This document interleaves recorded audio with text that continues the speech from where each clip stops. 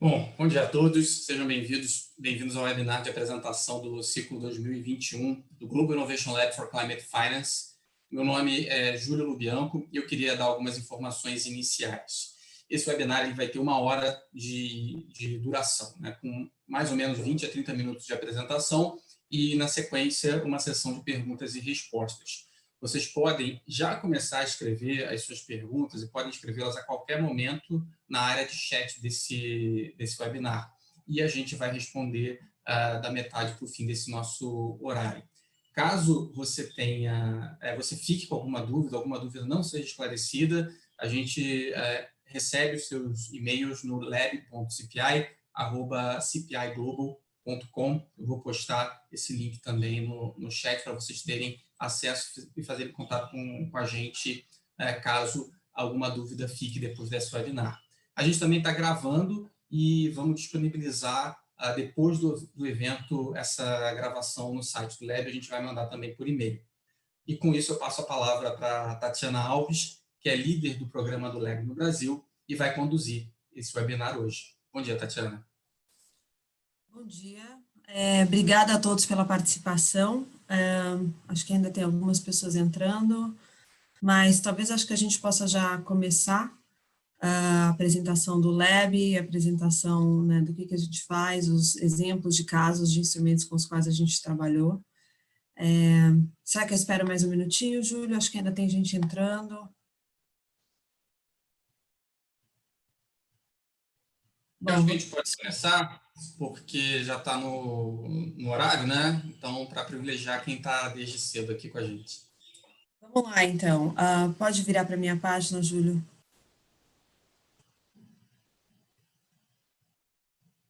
Bom, como eu falei, eu vou dar uma pequena introdução ao Lab, o que é o Lab, por que ele foi criado e qual é o nosso objetivo, o impacto do nosso trabalho até hoje.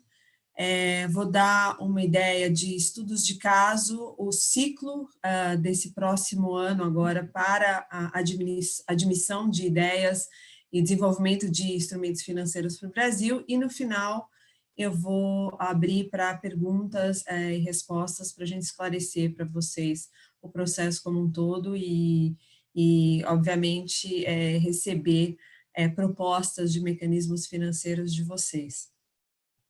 Próxima página, por favor. Bom, eu vou começar, então, dizendo um pouquinho do porquê que o Lab foi criado, né? O Lab é um processo de desenvolvimento de mecanismos financeiros. Quem toca esse processo, coordena esse processo e desenvolve esses mecanismos financeiros com os proponentes é o CPI, que é uma organização não governamental, Climate Policy Initiative, baseada em São Francisco, com um braço aqui no Brasil. E o CPI fazia um mapping, faz um mapping anual dos fluxos financeiros globais que vão para projetos de mitigação e adaptação climática. Baseado nesse mapping que a gente já faz há quase 10 anos, foi identificado, e não é só a gente que identifica, mas é uma discussão mundial, de que os recursos existentes para projetos de mitigação e adaptação climática que são canalizados por quaisquer instituições não é o suficiente para que a gente faça uma transição para uma economia de baixo carbono. Esse gráfico mostra bem isso. A gente precisaria anualmente de 1,6 a 3,8 trilhões de dólares anuais para manter a temperatura média no cenário de 1,5 graus Celsius acima da média, e a quantidade de recursos que vai anualmente para isso não é o suficiente para cumprir com essa meta, com essa necessidade mundial que a gente tem. Você vê que tem um gap de mais ou menos 580 bilhões que foi mapeado pelo CPI no último ano, para chegar no 1,6 trilhões de dólares, né, o limite mínimo, vamos dizer assim, do que é necessário em termos de investimentos para uma economia de baixo carbono. Então, o Lab foi criado para isso, para que a gente, mundialmente, identifique oportunidades de veículos financeiros que possam fazer a canalização desse recurso em cada vez maior escala para projetos de mitigação e adaptação climática. Próximo slide, Júlio, por favor. Bom, no recebimento dessas ideias, o Lab é um ciclo anual e a gente recebe ideias de veículos financeiros para o mundo em desenvolvimento de diversos tipos de proponentes.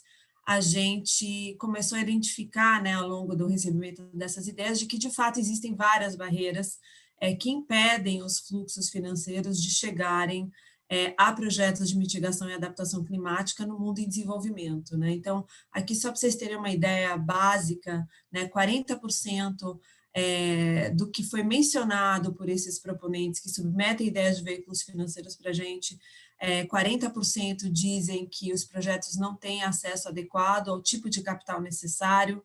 Existem outras barreiras que não financeiras que impedem recursos financeiros de chegarem na ponta em projetos de mitigação e adaptação. A percepção dos investidores de que o risco existente nesses projetos ainda é muito alto vis-à-vis o retorno esperado por esses investimentos, e por aí vai. Próximo slide, Júlio. Bom, então, por conta dessas barreiras, dessa necessidade de se receber recursos para mitigação e adaptação climática, o LAB vem trabalhando desde 2014 nesse processo de recebimento e seleção de ideias de veículos financeiros, e até hoje a gente desenvolveu 49 instrumentos que foram lançados, sendo que o último ciclo terminou agora no final de setembro desse ano, com o lançamento de mais 7 instrumentos. 60 instituições públicas e privadas fazem parte desse processo do Lab, então a gente não trabalha sozinho, uma vez que as ideias são selecionadas, a gente trabalha com um grupo de experts vindos de instituições que são membros do Lab, e no total a gente já trabalhou com mais de 300 especialistas de diversas organizações do setor público e privado, que nos ajuda e nos orienta no desenvolvimento desses mecanismos. Próximo slide. E essas instituições, aqui a gente está mostrando um pouco delas, são várias, setor público, setor privado, academia. Aqui a gente tem no nosso slide dos membros mesmo, que trabalham muito próximos de nós no desenvolvimento desses mecanismos, incluindo os nossos doadores, que estão na linha de cima. Os membros do Lab Global e o Lab Brasil, a gente vai entrar um pouquinho nos detalhes a respeito disso logo mais, e como eu falei, a gestão do Lab, que é feita pelo CPI abaixo. Próximo slide. Então, o Lab, ele começou em 2014, e a gente começou esse Call for Ideas, né, esse edital de recebimento de ideias para os países em desenvolvimento. Então, as instituições que propunham ideias de mecanismos financeiros para projetos de mitigação e adaptação propunham ideias que ou eram globais ou ideias olhando para um país específico, uma região específica para a implementação. No ano seguinte, a gente recebeu recursos para começar um programa paralelo de Lab também na Índia. Em 2016, começou o programa no Brasil. Então, a partir de 2016, a gente começou a ter o ciclo Lab Global, Lab Índia e Lab Brasil, tudo em paralelo. Então, é um processo único, a gente separa por região. E aí, esse ano, agora, a gente começou o programa África Austral. Então, é tudo um processo só, diferenciado pela questão dos membros. A gente tem um comitê de membros do Brasil e a região especificamente onde vai ser implementado o instrumento. Então, no programa do Brasil, além dos membros globais que participam da seleção e apoiam tecnicamente o desenvolvimento dos instrumentos, a gente tem um time de membros do Brasil, a começar pelos nossos financiadores, que é o governo alemão, o Ministério do Meio Ambiente e a agência implementadora GIZ, mas a gente tem diversos membros, setor público, privado, não governamental, que também participam do processo de seleção dos instrumentos financeiros para implementação no Brasil e também participam do desenvolvimento do instrumento em si, do refinamento, do processo pelo qual a ideia selecionada passa dentro do Lab. Próximo slide. Quais são os ingredientes que a gente acredita que fazem com que o Lab seja uma iniciativa bastante exitosa, né? Como vocês perceberam nos slides anteriores, a gente trabalha em parceria com uma série de instituições representando o setor público e privado, e isso cria para nós, dá um espaço para que as barreiras que foram identificadas e as possíveis soluções envolvendo um setor ou outro sejam trabalhadas em conjuntos, então os instrumentos acabam ficando com soluções mais eficazes. Outro ingrediente para o sucesso do Lab, a gente acredita que tenha sido o fato de que os proponentes submetem ideias porque eles conhecem o que está acontecendo no chão, então eles conseguem visualizar um tipo de solução que seja inovadora, que possa, de fato, canalizar recursos que os instrumentos atuais, que os mecanismos financeiros atuais não conseguem, porque eles identificaram as barreiras para esses instrumentos, eles estão propondo uma solução para elas. E o fato de que o Lab tem uma rede de instituições que participam desse processo de desenvolvimento do instrumento financeiro e, portanto, podem, num segundo momento, investir nesse instrumento. Então, o fato deles terem participado do desenvolvimento da solução dá muito mais conforto e segurança para que eles, de uma forma ou de outra, aportem nesses instrumentos. Próximo slide. Bom, o processo do Lab, né? O que acontece, né, de forma geral, para os instrumentos que são selecionados e para os proponentes que estão submetendo instrumentos. Então, o que acontece dentro desse nosso processo? Bom, agora, e até por conta disso a gente está com esse webinar, é o momento de submissão de ideias. Esse momento, essa janela vai de setembro a dezembro. A gente tem o nosso website, onde vocês clicam nele, vocês já vão ter acesso ao template para ser preenchido com a proposta de veículo financeiro de vocês. Em fevereiro, dentro do nosso processo interno, esse instrumento ele é selecionado, né, os instrumentos que vão ser apoiados no ciclo de 2021 vão ser selecionados no início do ano, em fevereiro. Uma vez selecionados, de março a agosto, um time de analistas vai estar trabalhando junto com o proponente no desenvolvimento e no refinamento dessa ideia proposta.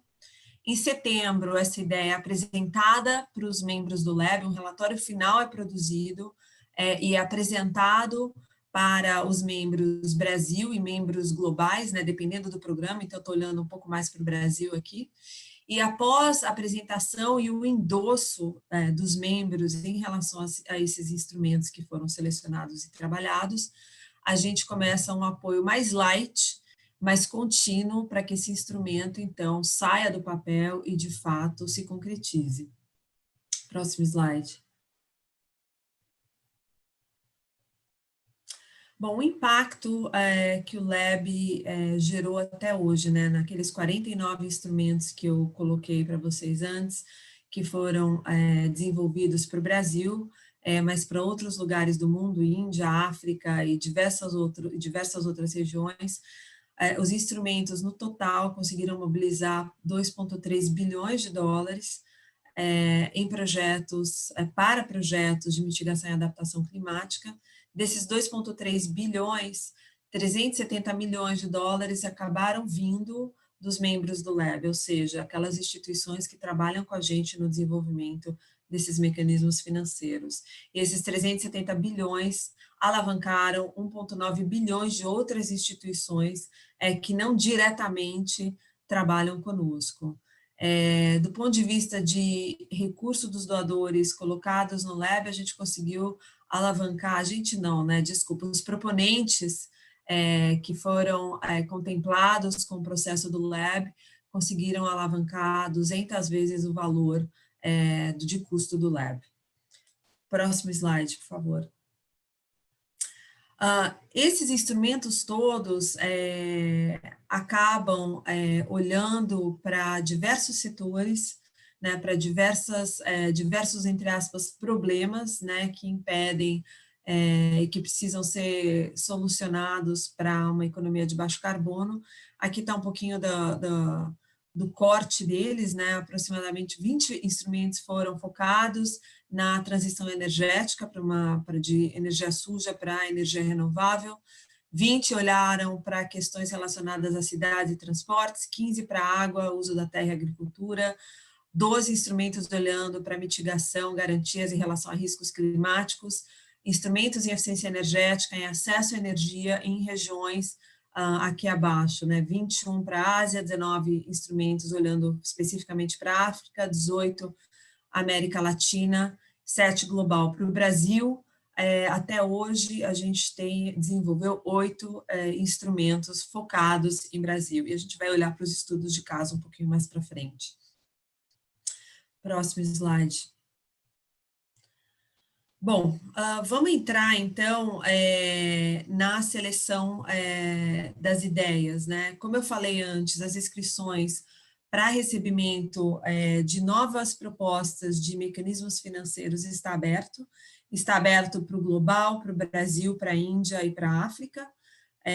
Qualquer ideia relacionada a um veículo financeiro que tenha como objetivo canalizar recursos para mitigação, adaptação climática, cumprimento dos Objetivos de Desenvolvimento Sustentáveis, pode ser submetida para o LEB, é extremamente simples, né? Está aí o link para vocês acessarem.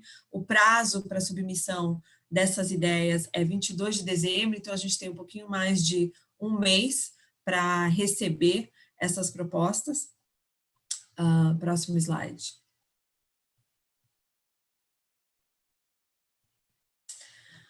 E aí, já entrando nos detalhes, né, do que a gente busca, né, além da questão de cumprimento com as NDCs dentro do Acordo de Paris, the Nationally Determined Contributions,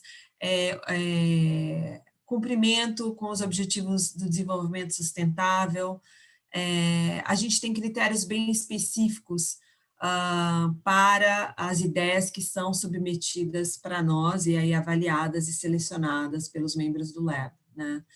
Primeiro critério é a capacidade de implementação, ou seja, o proponente da ideia daquele veículo financeiro ter a capacidade, o conhecimento, as parcerias necessárias, o plano de trabalho visualizado, as possíveis estratégias para a superação de riscos e gestão relacionadas à implementação daquele instrumento, né? Então, esse é um ponto muito importante. O segundo ponto importante, eu já mencionei um pouco isso nos slides anteriores, é o potencial inovador do instrumento. Então, o proponente da ideia tem que ter muito clara quais as barreiras que aquele instrumento financeiro que ele está propondo pode superar para que os recursos cheguem na ponta. O terceiro ponto, o terceiro critério é qual é o potencial catalisador dessa ideia, ou seja, esse veículo financeiro, qual é o potencial que ele tem para, ao longo do tempo, atrair cada vez mais, em última instância, capital privado para esse novo mercado, para esse novo tipo de projeto de mitigação ou adaptação climática. No final das contas, deixa eu só reforçar um ponto aqui, o que se conclui em relação a fazer essa transição para uma economia de baixo carbono, que eu mostrei nos slides lá atrás, é que a gente precisa do setor privado para ajudar na diminuição desse gap em relação ao que está sendo financiado hoje e o que é necessário para fazer a transição para a economia de baixo carbono. Então, esses instrumentos financeiros que a gente desenvolve, em última instância, tem que pensar em qual é a estratégia para que o setor privado cada vez mais se apodere desse mecanismo financeiro e financie cada vez mais o tipo de projeto que esse mecanismo financeiro está se propondo a financiar. Em última instância, e aí entra um pouco a questão da sustentabilidade financeira, que é obviamente o fato de que o instrumento financeiro ele precisa, no final das contas, gerar retornos financeiros, além dos ambientais e sociais, e aí a ideia aqui é, se caso esse instrumento financeiro que está sendo proposto necessite de recursos, de doações, recursos concessionais, capital de impacto, qual é a estratégia ao longo do tempo para que ele possa eliminar esse tipo de recurso e o setor privado veja esse tipo de projeto, o setor em que esse instrumento financeiro está inserido, seja um setor e um instrumento financeiro que dê retorno interessante vis-à-vis o risco envolvido no tipo de projeto. Próximo slide. Bom, então, olhando, além dos critérios, né, os nossos critérios básicos que eu acabei de falar, sustentabilidade financeira, potencial de implementação, potencial inovador e catalisador, a gente então tem o Programa Brasil, 2 instrumentos, dos 7 instrumentos que vão ser selecionados nesse próximo ciclo, são focados em Brasil, 2 para a África Austral, e o resto dividido nesses 3 outros setores específicos. Não existe setor específico para o Brasil, tá? Se houver um instrumento, alguém aqui tiver ideia de um mecanismo financeiro que olhe para um desses 3 setores, acesso à energia, cidades ou produção de alimentos, e que também seja implementável no Brasil, maravilha, tá? Se alguém tiver um instrumento financeiro aqui que esteja olhando para a questão de cidades ou infraestrutura sustentável, mas que se aplique globalmente, pode submeter também. Se for cidade ou acesso à energia para a África, para o Brasil, o que seja, vocês podem submeter. Mas os instrumentos para o Brasil tem que ter como primeiro lugar para a implementação o Brasil, né? Não significa, de novo, que vocês não possam ter diversas ideias de mecanismos financeiros que não necessariamente estejam atrelados ao Brasil e vocês submetam para o LEB e esse instrumento seja contemplado para, por exemplo, a stream de cidades, em paralelo com algum outro instrumento que seja especificamente focado em Brasil. Próximo slide. Um outro ponto importante, por conta da crise desse ano que a gente teve, né, está tendo ainda a pandemia, a gente também está olhando para o que o instrumento pode trazer em termos de geração de emprego, para fomento do desenvolvimento sustentável, instrumentos que fomentem uma economia verde, uma economia de baixo carbono, que gere emprego, que esteja olhando para a questão de redução de pobreza, inclusão, resiliência e saúde. Então, eu acho que essa pandemia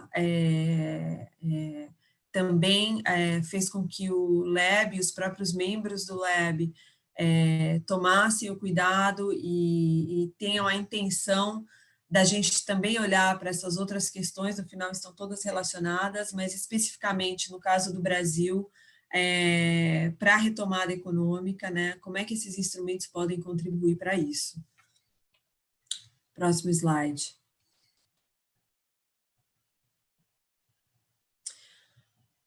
No fim, eu vou dar 3 rápidos estudos de caso e vou parar para que a gente entre na questão de perguntas e respostas, porque eu acho que isso ajuda bastante a compreensão do que a gente espera, né, do que a gente busca e de como é que a gente pode vir a trabalhar juntos nesses 2 instrumentos para o Brasil e também instrumentos que não necessariamente sejam focados em Brasil, mas que apresentem uma solução interessante para aqueles outros setores que eu comentei naquele slide.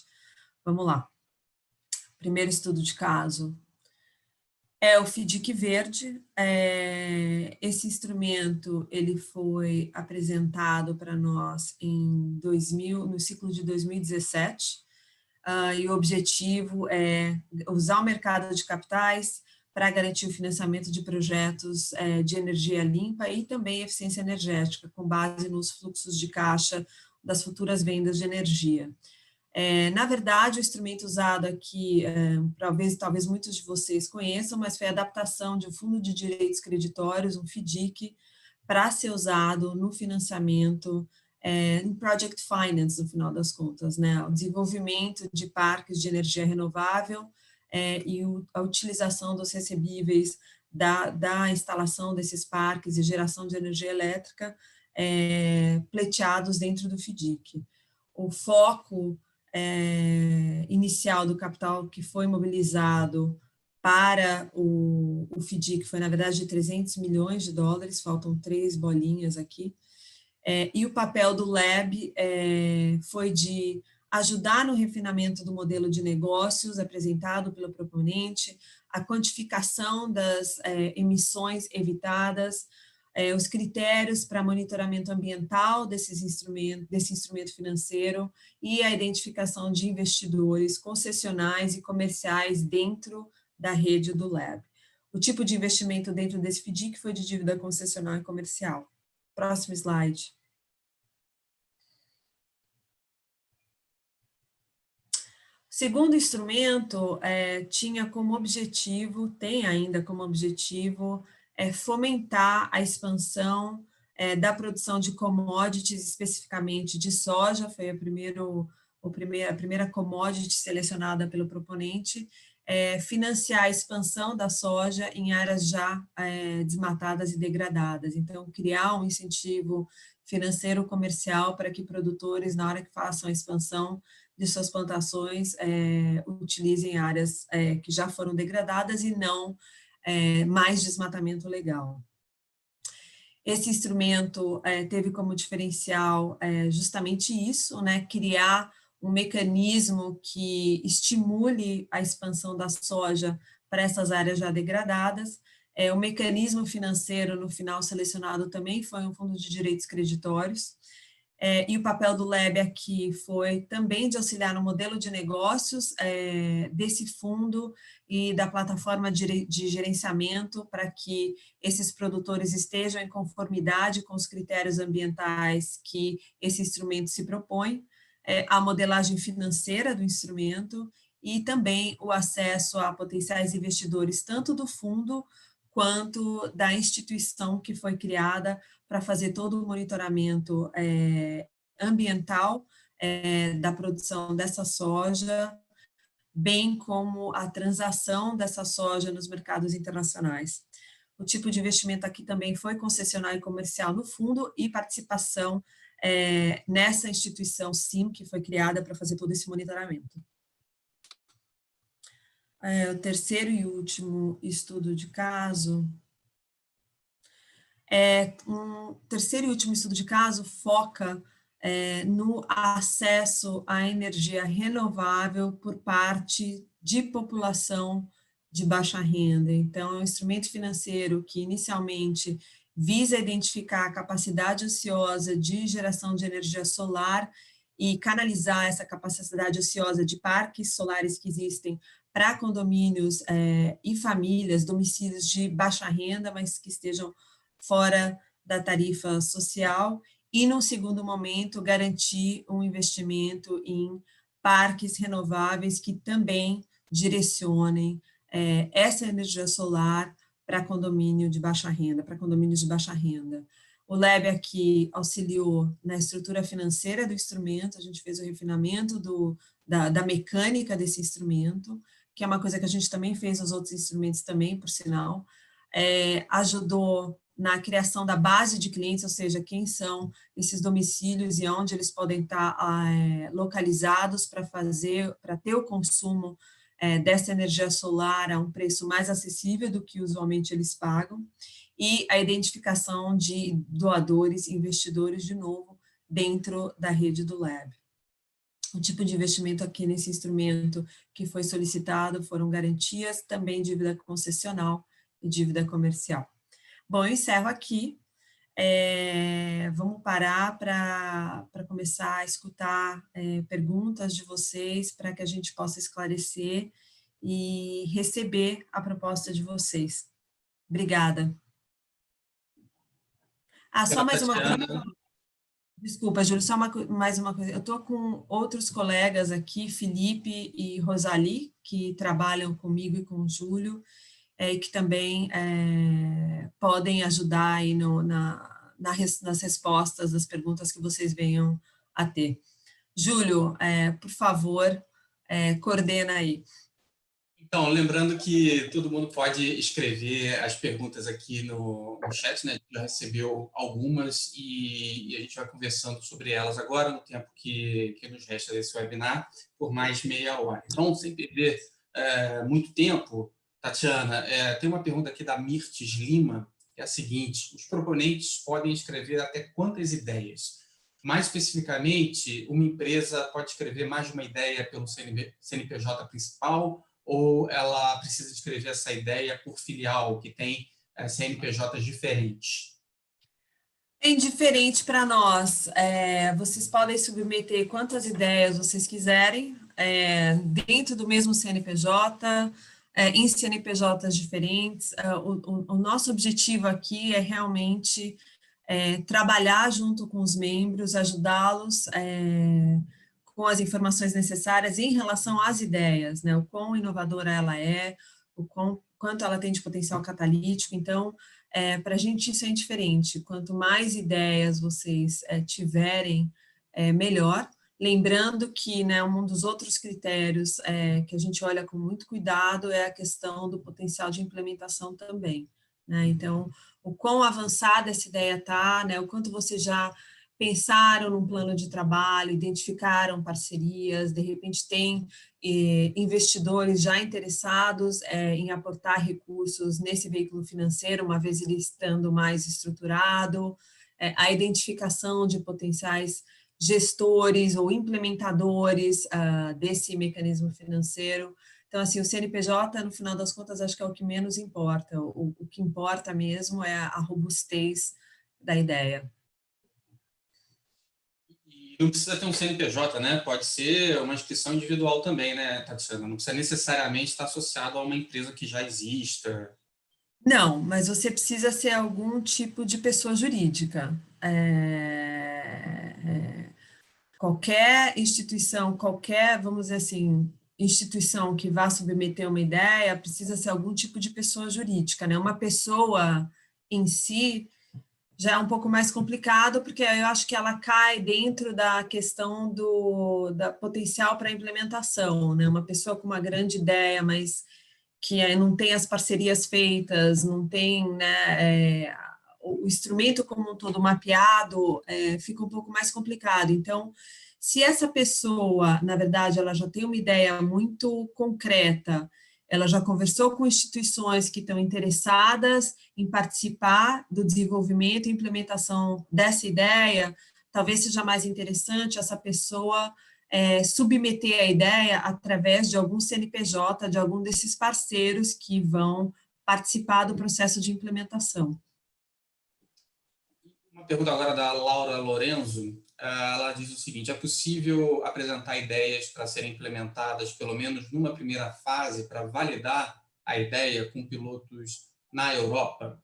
Ela mora em Portugal, está começando uma iniciativa por lá, mas ela acredita que dá para escalar, uma vez que forem feitos os pilotos em qualquer lugar do mundo. Sim, claro. A ideia, ela não necessariamente precisa ser associada a um determinado país.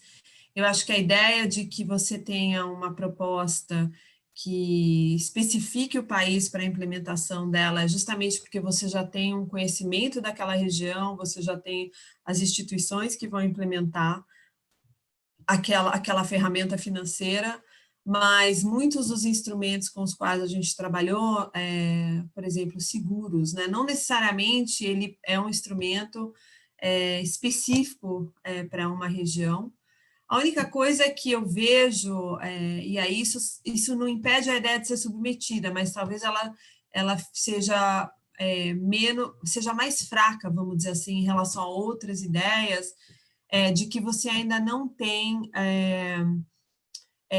vamos dizer assim, todas as cartas na mesa, os acordos prontos para que ela comece em algum lugar, entendeu? Agora, se você está me dizendo que tem um piloto possível, então quer dizer que você já tem aí um caminho para a implementação daquele mecanismo financeiro no segundo plano. E tudo bem, entendeu? Funciona do mesmo jeito.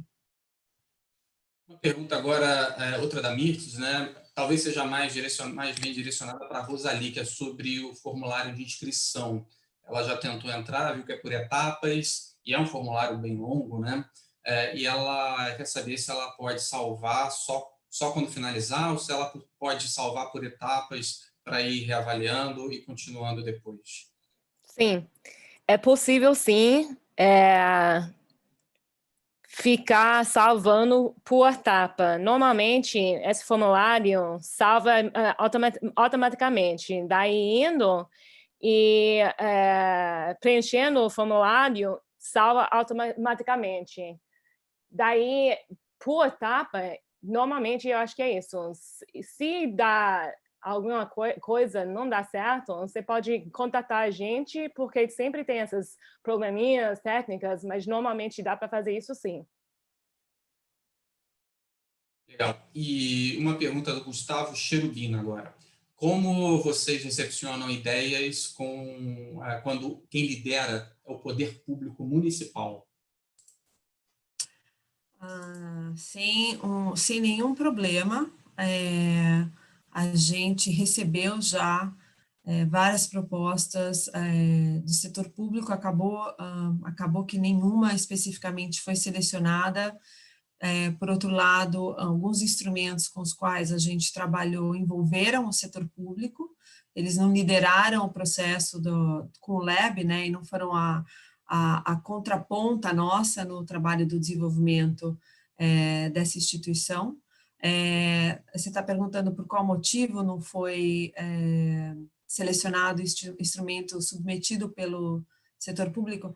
Olha, Gustavo, por nenhum motivo específico mesmo, né? Os critérios do LEB são aqueles que a gente colocou, potencial de implementação, potencial inovador, potencial catalítico e sustentabilidade financeira, além, obviamente, do impacto climático que o instrumento se propõe a entregar, né? Meio que por isso, esses critérios são realmente a base da seleção dos instrumentos, né? A gente também faz uma entrevista com a shortlist que a gente produz. Então, a gente tem uma shortlist, a gente recebe ao torno de 50 a 60 ideias para o Brasil por ano.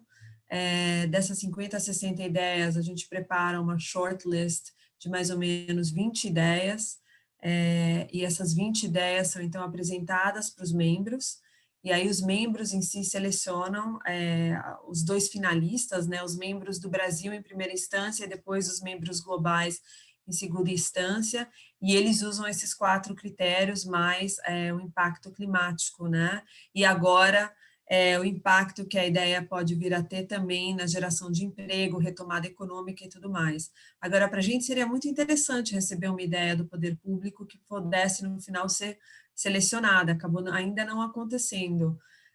O que é importante, de novo, né, a gente ter uma parceria muito próxima e direta com o implementador, né? A gente vai trabalhar muito próximo do implementador, então são 7 meses de desenvolvimento dessa ideia, onde a gente acaba tendo calls semanais com o líder daquela proposta, sendo ele o setor privado, sendo ele o setor público. Então é importante ter uma pessoa ou um grupo de pessoas extremamente engajado que possa estar trabalhando conosco no desenvolvimento desse instrumento durante esses 7 meses. E Tatiana, que informações, aqui pergunta Tamar Reutemann, que informações devem constar dessa submissão? Qual é o grau de maturidade necessário para a ideia? Essa é uma ótima pergunta. A gente teve experiências de ideias selecionadas em diversos estágios de implementação ou de desenvolvimento, né? O quão madura essas ideias estão para que elas saiam do papel e se tornem realidade. E eu acho que isso é talvez atualmente o que a gente mais olhe na hora que a gente está avaliando, né, o quanto a gente pode agregar para o proponente, porque no final das contas é isso, né, a gente o time do Lab, ele está pronto para agregar a ideia, né? Trabalhar de forma muito próxima com o proponente e trazer a ideia do estágio X para o estágio Y que esteja a ponto de ser implementado, né?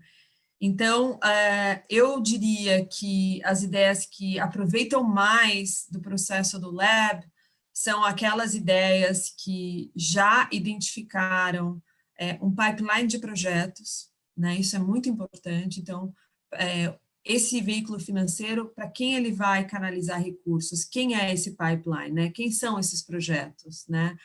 Existe já uma relação ou vocês ainda vão ter que ir atrás dos projetos, né? Então, isso é um motivo que retarda muito o processo de implementação. Ao mesmo tempo, um veículo financeiro precisa ter o recurso financeiro para que esse recurso financeiro seja canalizado para o projeto. Então, qual é o nível de engajamento que esse proponente tem com potenciais investidores? Ou se for um produto financeiro que vai ficar na prateleira de um banco, o quanto esse proponente está engajado com o banco que tem interesse em desenvolver esse produto financeiro e, portanto, financiar esse tipo de projeto. Geralmente, um banco, uma trading, eles já têm um pipeline de projetos claro, então, obviamente que isso torna o instrumento, de uma forma geral, mais forte em relação a outros, né?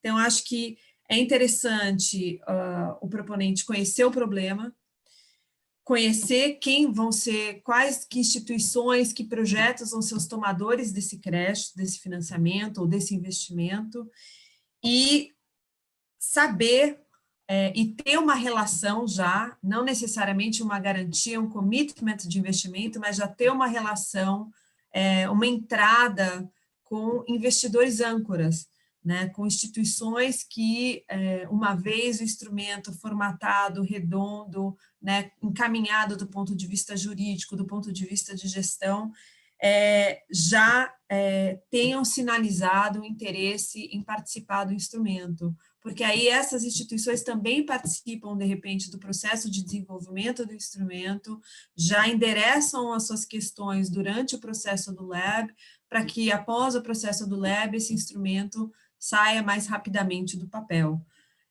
Então, assim, a gente recebeu ideias que estavam nesse ponto, mas a gente também recebeu e trabalhou com ideias no estágio mais inicial. Só que aí o processo da implementação se torna muito mais longo depois que sai desse tubo de ensaio do nosso lab, vamos dizer assim, né? Não sei se eu respondi.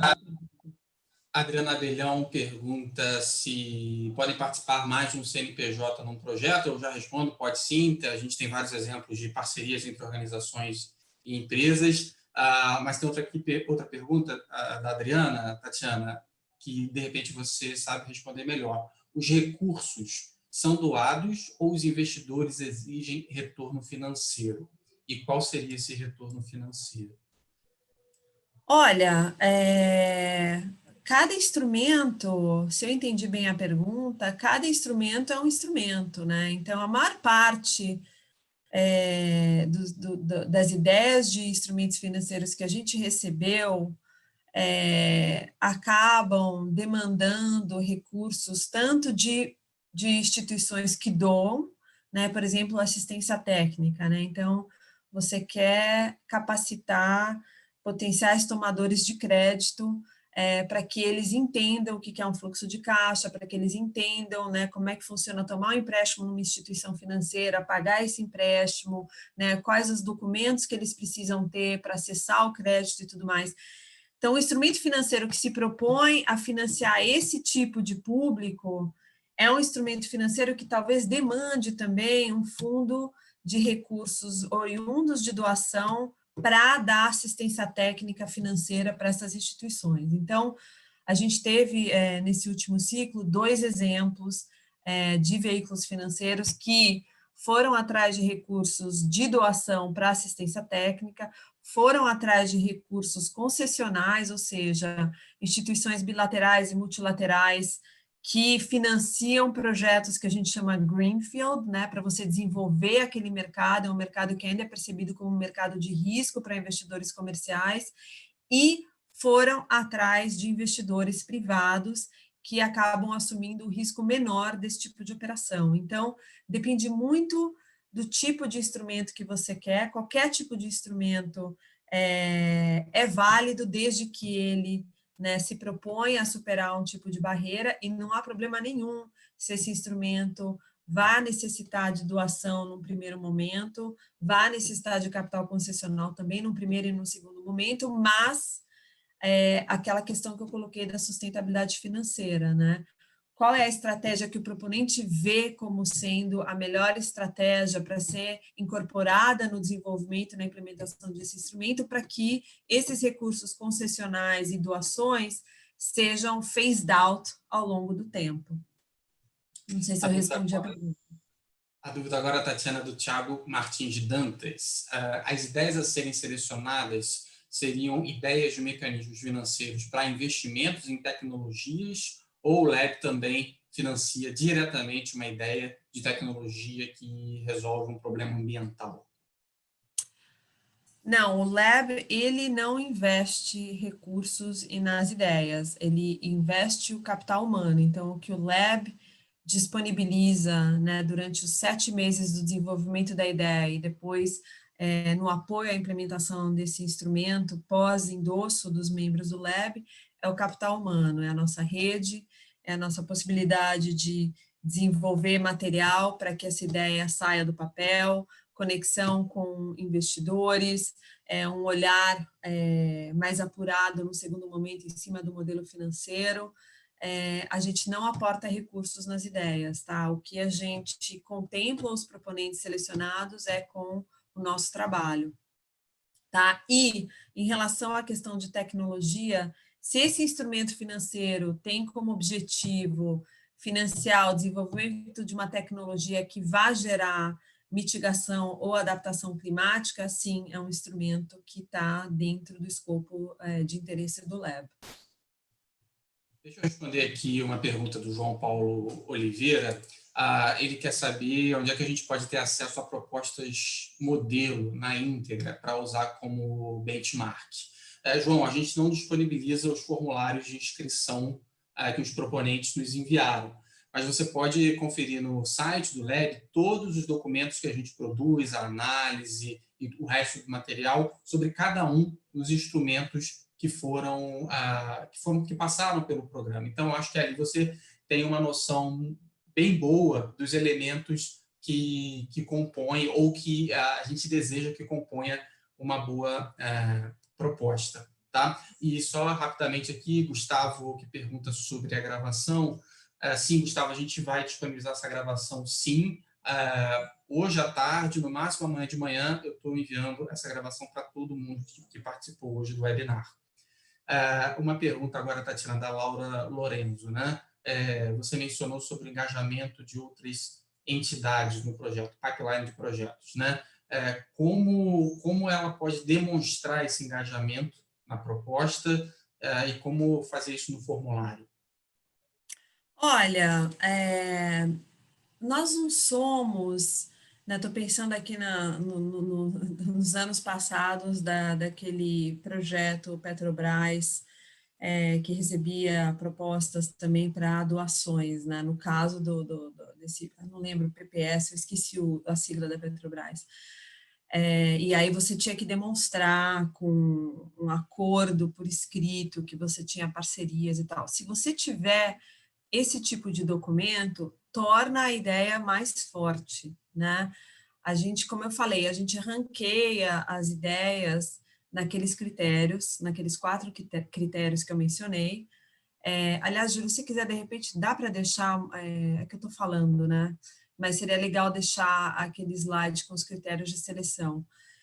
Se você quiser submeter, né, documentos que mostrem, olha, eu tenho parceria, por exemplo, com uma cooperativa ou com X cooperativas que fazem repasse de recursos para produtores, e você, né, faz um PDF e manda esses acordos por escrito para nós, ou você mostra de alguma forma, com algum tipo de documento que você já identificou investidores e que eles manifestaram interesse nesse produto, um MOU, alguma coisa assim, você pode submeter, que isso obviamente vai tornar a ideia mais forte. Mas eu esqueci de falar, eu estava falando da shortlist que a gente produz, né, dos instrumentos que estão mais bem ranqueados em cima desses 4 critérios.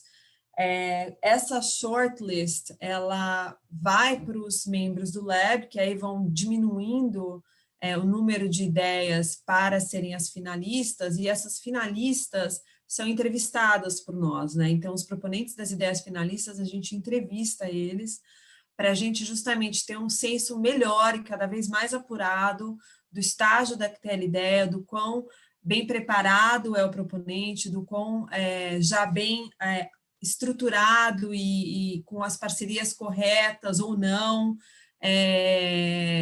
para que a gente consiga, de uma forma até um pouco mais subjetiva, né, de um lado, mas tentando, de novo, cumprir com os critérios do Lab, a gente possa refletir, de fato, o estágio de maturidade daquele veículo financeiro para que os membros façam a seleção que eles julgarem a melhor. Tatiana, pergunta agora da Tayla Scapin. Os investidores mobilizados estão mais no Brasil ou no exterior? E se no exterior, como é que acontece o fluxo financeiro? O Lab ajuda os proponentes nesse processo de arrecadação de fundos. Ela trabalha para um investidor de impacto na Suíça e diz que a complexidade do sistema tarifário aqui do Brasil é uma barreira para investir em projetos por aqui. Então, desculpa, qual é o nome outra vez, Júlio? Tayla. A gente tem uma rede de investidores que acompanham o trabalho do Lab no Brasil e uma rede fora do Brasil, né? Então, existem os membros do Lab no Brasil, que são mais ou menos 12, 13 instituições, existem observadores do Lab, e a gente está cada vez mais expandindo a nossa rede no Brasil, e os membros e observadores do Lab fora do Brasil, né, que também fazem a seleção dos instrumentos que vão ser implementados em outras regiões do mundo, né. Eu não sei te dizer, olhando para os instrumentos do Brasil, quanto que veio de fora e quanto que veio de dentro do Brasil, né. Os recursos que eu sei que vieram de fora, em sua grande maioria, foram recursos de convertible grants, vamos dizer assim. Eu não sei qual foi vamos dizer, o formato para a entrada desses recursos e qual tipo de tarifa ou que não foi cobrada, porque então isso é importante, na verdade, tá? Nosso trabalho é um trabalho analítico, para que o relatório desses instrumentos financeiros mostre que o instrumento ele é viável do ponto de vista de sustentabilidade, que ele é inovador, que existe um mapa para a implementação desse instrumento com as parcerias já forjadas formatadas pelo proponente, mas o processo de implementação do instrumento, a relação de fato operacional para que esses recursos sejam canalizados via esse instrumento dentro do Brasil, é um processo que é liderado pelo proponente. A gente abre as portas para os investidores de fora do Brasil e para os investidores do Brasil.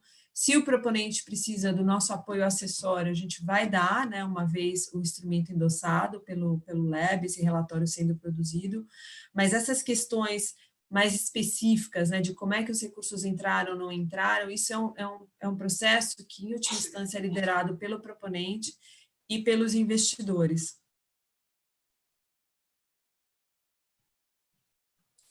Então, a gente tem tempo para mais uma pergunta. Aqui do Gustavo Cherubino, acabou de chegar. Universidades, unidades de pesquisa, instituições de pesquisa, a participação dessas entidades valoriza uma ideia de veículo ou mecanismo financeiro? Não sei se eu entendi, não sei se eu entendi a sua pergunta, Gustavo, se se a academia submete ideias para o Lab, se for essa a sua pergunta, sim, a gente também já recebeu ideias vindas da academia. O Lab é extremamente aberto, né? Qualquer instituição pode submeter se ela tem parceria e protagonismo em alguma das propostas com... Olha, deixa eu pensar, nos instrumentos do Lab no Brasil. Olha, eu acho que não houve protagonismo de nenhuma instituição acadêmica de pesquisa específica nos instrumentos com os quais a gente trabalhou. Mas, de novo, nada impede que uma instituição acadêmica participe de uma ideia, ou submeta uma ideia, ou participe da ideia. A gente teve, na verdade, pensando aqui um pouco melhor, a gente teve nesse último instrumento nosso, desse último ano, o Sustainable Agriculture Finance Facility, um instrumento que financia a implementação de integração lavoura, pecuária e floresta. Esse instrumento teve a participação da Embrapa, foi um dos parceiros desse instrumento, e a Embrapa participou ativamente, né, a pessoa da Embrapa participou ativamente no desenvolvimento da metodologia para mensuração de gases de efeito estufa, né, na lavoura, na pecuária e na floresta.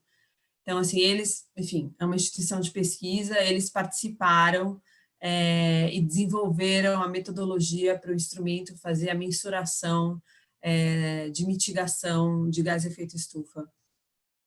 Tatiana, nossa última pergunta aqui é do Pablo Lira, do Núcleo de Integração de Ciências Rede Internacional para a Mitigação de Cenários de Risco de Futuro 2020-2050. A pergunta dele, a gente tem um minutinho para responder, é se existe alguma estratégia para aporte em fundo de interesse social permanente para impulsionar as ações ODS no Brasil.